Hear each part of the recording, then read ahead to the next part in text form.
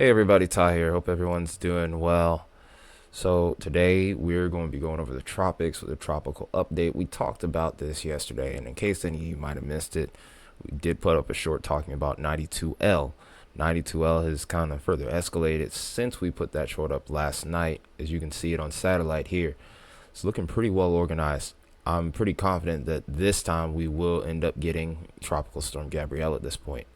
Now, as far as its intensity is concerned, the jury's still out on that. I do think this ends up becoming a hurricane. We'll get into the details of that in just a little bit here. But the National Hurricane Center is now upgraded from a 70% chance of development to a 90% chance now. So, going to have to pay really close attention to this, especially if you are in Bermuda at this point. We are expecting this to make a turn off to the north in due time.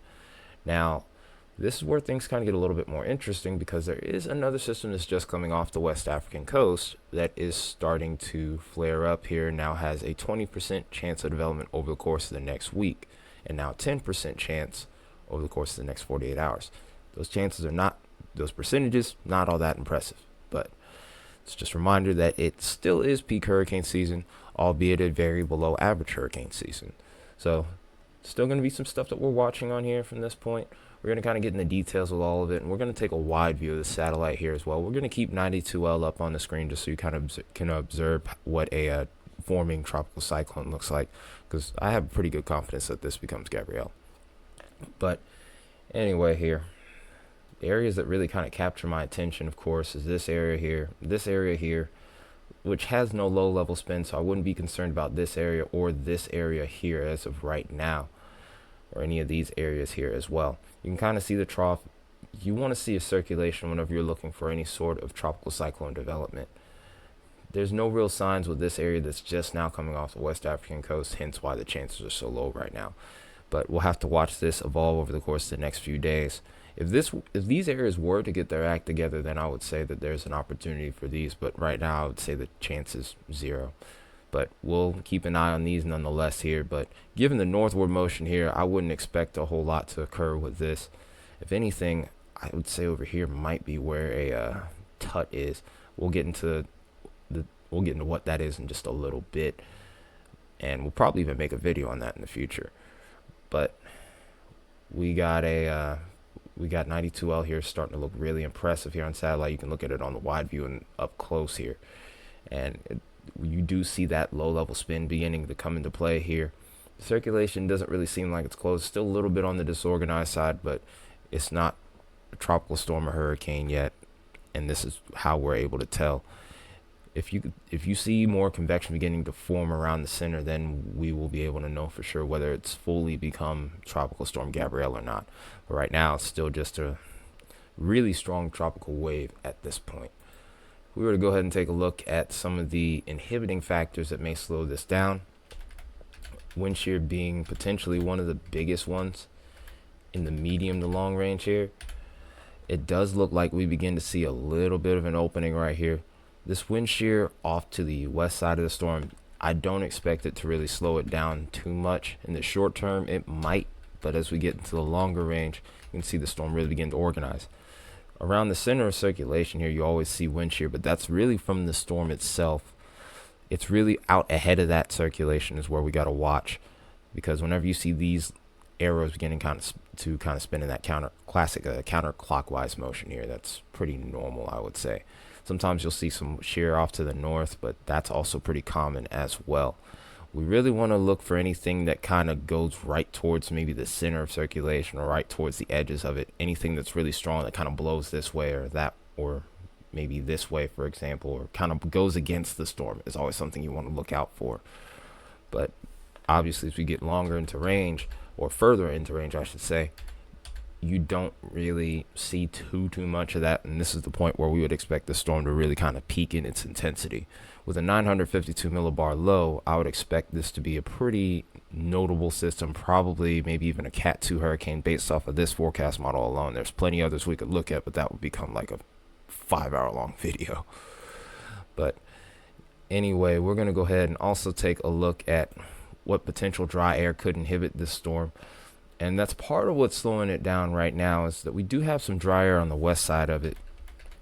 And it looks like, at least for a little while, it continues to be a factor, especially early on. But eventually, a moisture shield forms right around the center here, and it's at this point where things really start to develop with this going forward.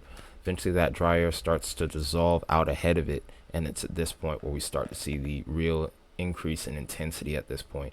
I would expect that to probably occur this weekend based off model guidance here. Of course, keep in mind we're at the edge of the range of this particular model's guidance. So with that in mind, we're going to have to be extra watchful of any sort of changes that we might have here. A big wild card with this is the fact that the sea surface temperatures are very warm across the board here. Even while we're at 27 degrees Celsius, you can see that if you multiply it by 3, that's 81 degrees. About 81, 82 is usually the temperature that you would need for tropical cyclone development. And if you were to continue to go forward with this, you can see that it gets into warmer water with time, where we're starting to get into the 27 to 29 degrees Celsius range. So we're getting into the mid 80s, even the upper 80s, maybe even a few 90s could be snuck in there as well. And it's at this point where we expect the storm to really increase in intensity. The only saving graces could be dry air and wind shear. If that were to deepen, then we're talking about something a little bit different. So again, something that we'll have to watch really closely. As far as the other systems are concerned, we have 92L right here. We already know the deal with that, but we're really going to put more focus on the secondary disturbance that's behind it. Now, we're not going to go through the full model run. We're really going to take a look at the next week here to kind of see what's what, because it's a tropical update, not an outlook. We don't want to regurgitate the same thing that we were talking about earlier this weekend. Haven't seen significant changes with it as of yet, but we do notice that the wind shear becomes a little bit lighter over here. So as a result, it does look like we have a better chance for some development as we get into the start of next week and beyond particularly. So we'll have to watch that with a little bit of increased interest as well. If we were to go ahead and take a look at the moisture content, you can see that there's not really as much dry air here. I would anticipate this storm to probably be weaker for a little bit longer, so I would expect more of a westward track, and this is kind of where my interest peaks a little bit. Obviously, we're too far out in the range to really know just how far to the west this ends up going, and if it even survives its trek off to the west, because dry air does look like it begins to come back into play by the time you get closer towards that 8 to 10 day range particularly.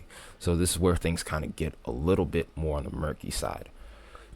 If we were to look at our ensemble members here to go along with that, try to further develop our confidence in this system developing, it's a little bit inconsistent. You can see with 92L here, for example, there's increased confidence that the members of our GFS ensemble model have this really starting to grow into a storm. You can see the colors begin to deepen, more of these red numbers here, which are low pressure centers.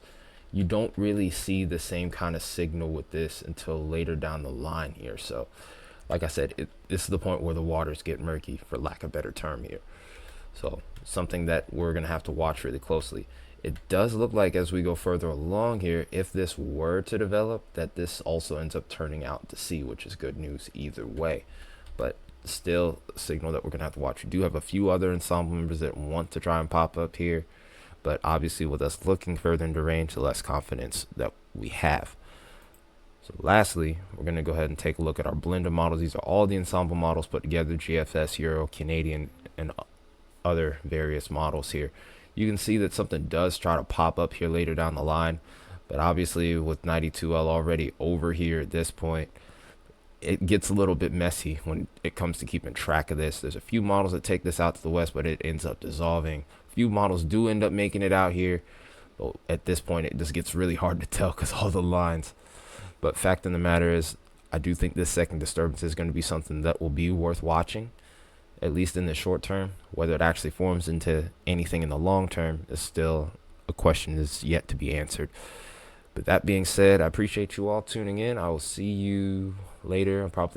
I don't know what exactly the next video will be based on. Maybe it'll be for Gabrielle. Maybe it'll be for something else. Maybe severe weather. Things are about to pick up a little bit. I'll put it that way. That being said, hope you all have a wonderful rest of your evening, and I will see you next time.